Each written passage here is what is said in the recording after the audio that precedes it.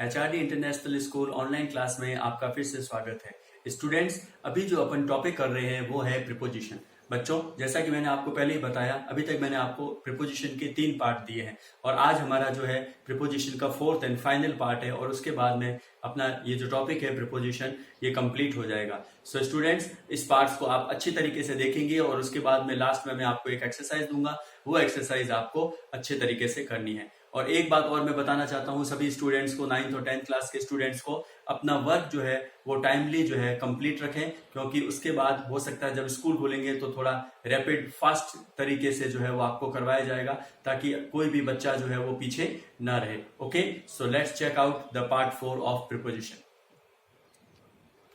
Okay students, अब हम शुरू करते हैं नेक्स्ट टॉपिक हमारा, many other uses of preposition. मतलब अलग अलग प्रकार के प्रीपोजिशन का जो यूज होता है वह किस तरीके से और कैसे किया जाता है। सबसे पहला आता है फॉर। देखें आप, फॉर कैन बी यूज्ड, यानी फॉर का यूज किया जाता है टू शो पर्पस, मतलब किसी उद्देश्य को बताने के लिए। जैसे ही went out for a walk, ठीक है। To show a period of time, जैसे ही waited for 3 hours।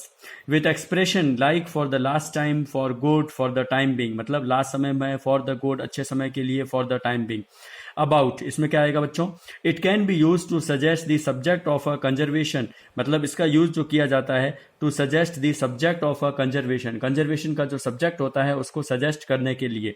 For example a book, a person, like this. फिर आता है at. It can be use in certain expression, मतलब इसका प्रयोग जो होता है वो अलग अलग प्रकार की निश्चित क्रियाओं के लिए किया जाता है। Like at school, at last, at all cost, like this. फिर आता है by. It can be use to suggest the person और थिंग, मतलब इसका उपयोग जो किया जाता है use to suggest the person, किसी पर्सन को सजेस्ट करने के लिए, और थिंग, किसी वस्तु को सजेस्ट करने के लिए। दैट डिड समथिंग, मतलब जो कुछ कह रही है। जैसे for example, I saw a beautiful painting by Jatin Das, मतलब मैंने जतिन दास के द्वारा एक ब्यूटीफुल पेंटिंग जो है वो देखी। Next is from. It can be use to suggest the source of something, मतलब इसका यूज किया जाता है किसी सोर्स ऑफ को सजेस्ट करने के लिए। जैसे paper is made from trees, यानी पेपर जो है वो पेड़ों से बनते हैं। It is also use with expression from morning till night, from day to night, जैसे from day to night, from bed to words, like this.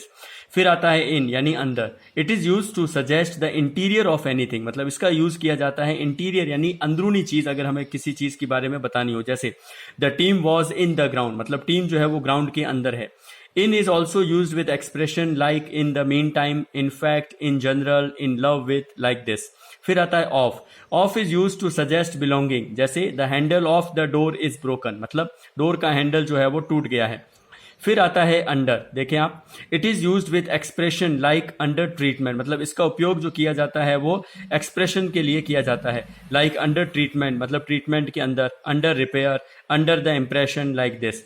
फिर आता है on. It can be use to suggest the idea of resting on something और writing about a topic, मतलब it can be use यानी इसका उपयोग किया जाता है to suggest the idea of resting on something, मतलब किसी भी चीज के ऊपर आइडिया को रेस्ट करने के लिए, और राइटिंग अबाउट अ टॉपिक, या फिर अपन किसी भी टॉपिक के बारे में लिखते हैं। जैसे I wrote an article on value of books, मतलब मैंने वैल्यू ऑफ बुक्स के ऊपर एक आर्टिकल लिखा।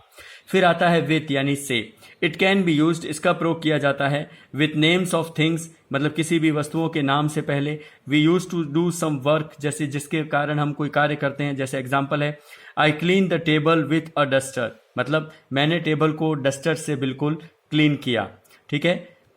टू सजेस्ट एसोसिएशन, किसी एसोसिएशन को सजेस्ट करने के लिए, ठीक है, कंपनी को। जैसे for example he work with the HCL for 2 years, यानी वो 2 सालों से HCL के साथ में रह रहा है।